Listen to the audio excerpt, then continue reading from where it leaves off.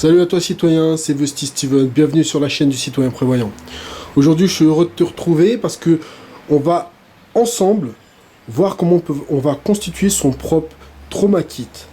Je rappelle, un trauma kit c'est utile à avoir dans son véhicule ou dans un sac, à avoir constamment sur soi en cas de blessure par balle, en cas d'attentat, en cas d'accident de la route. Comme ça nous permet de pouvoir porter assistance à notre prochain, à des membres de sa famille qui seraient blessés.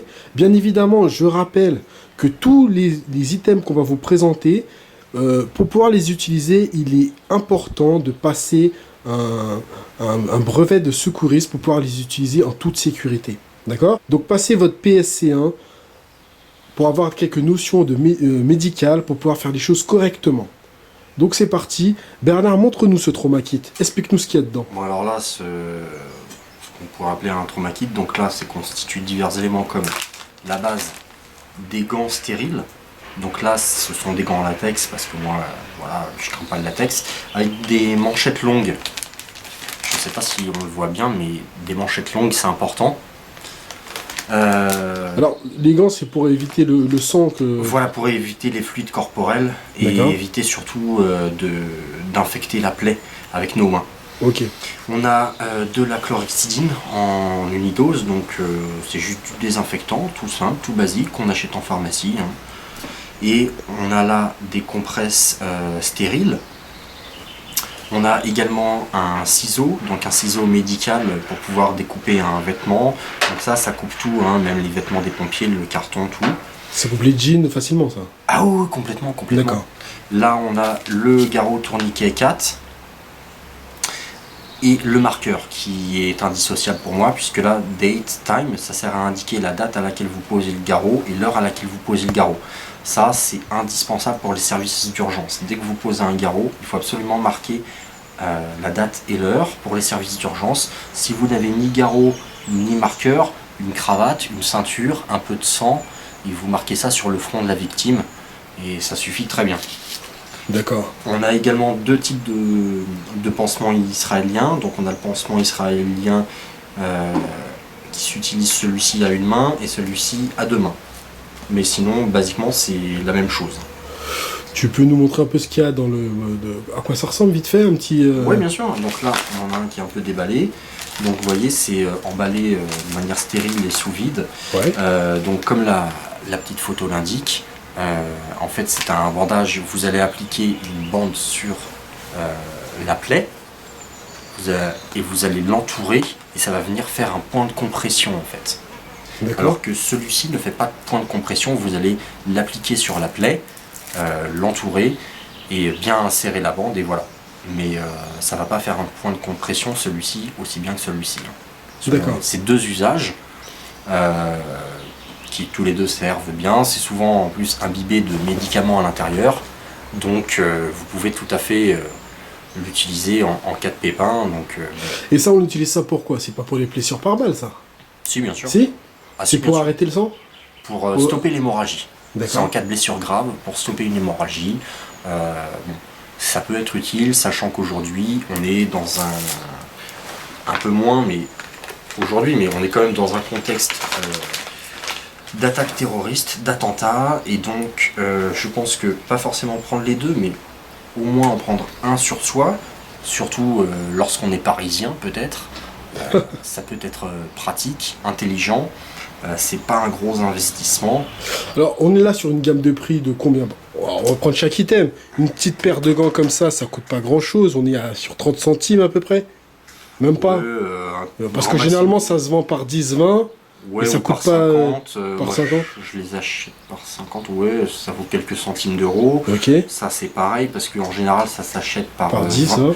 Par 20, donc ça coûte pas très cher, les compresses. Ce qui va coûter le plus cher en fait à chaque fois, c'est le pansement israélien.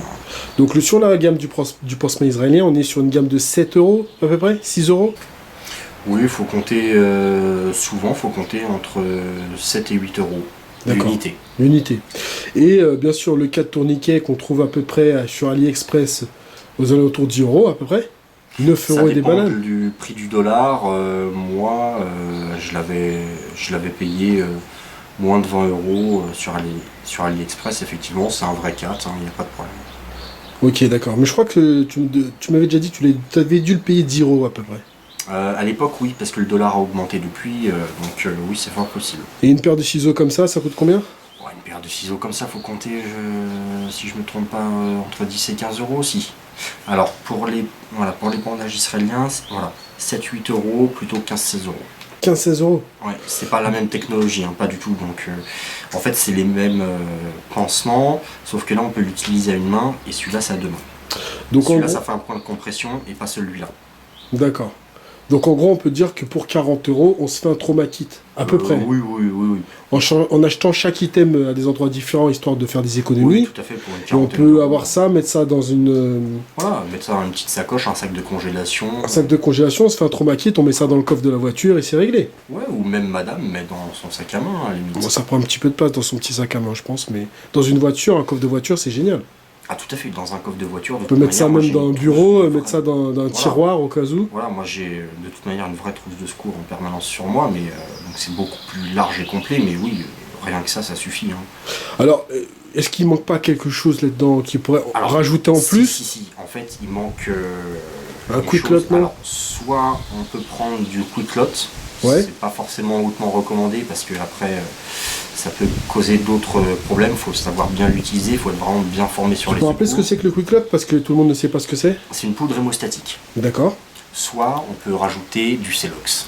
Le Celox, ça va avoir à peu près le même effet, sauf que là c'est fait à base de sucre, donc c'est totalement, entre guillemets, digérable par l'organisme et les services de secours préfèrent souvent que l'on mette du Celox. C'est une poudre qu'on va mettre une blessure par balle? Oui, tout à fait. Et qui va arrêter le sang? C'est ça qui va arrêter le saignement, l'hémorragie. Bon, après, ça ne dispense pas d'effectuer d'autres soins médicaux, mais ça peut sauver quelqu'un le temps que les secours arrivent. Donc, à ton sens, c'est bien de rajouter ça Oui, tout à fait. Mais c'est pas obligatoire? Alors, c'est pas obligatoire, mais ce serait tout à fait pertinent. Faut bien comprendre qu'aujourd'hui, en France, on a la chance d'avoir des secours et des services d'urgence performants, qui répondent du tac au tac. Donc, déjà, si vous avez ne serait-ce que pour un blessé grave, un garrot avec un marqueur, déjà c'est pas mal. On a un peu désinfecté la plaie, ouvert un linge avec le ciseau histoire de oui, par exemple, si c'est quelqu'un qui est blessé à une jambe, découper le vêtement avec le ciseau ou l'arracher tout simplement, et puis éventuellement, oui, mettre un peu de désinfectant avec une petite compresse. C'est le temps d'attendre les secours tout simplement. Ouais, voilà, maintenir la vie le temps que les secours arrivent. Voilà, c'est ça. Le but c'est stabiliser le patient en attente des secours de vrais professionnels qui sont là pour ça. Et je le répète, passez votre brevet de secouriste. PSC1. On n'utilise pas ce type d'item à la légère, donc... Voilà. Et surtout, une chose qu'il faut rappeler. Pas de traitement médicamenteux. On ne sait pas à quoi les gens peuvent être allergiques, on ne sait pas à quoi les gens sont en traitement de fond ou non. On ne sait pas du tout s'ils ont consommé de l'alcool, éventuellement des drogues, donc surtout pas de traitement médicamenteux. C'est super important. Ok, c'est bien de le rappeler. Ok, donc je pense que vous avez vu tous avec moi comment constituer facilement un trauma kit pour moins de 40 €.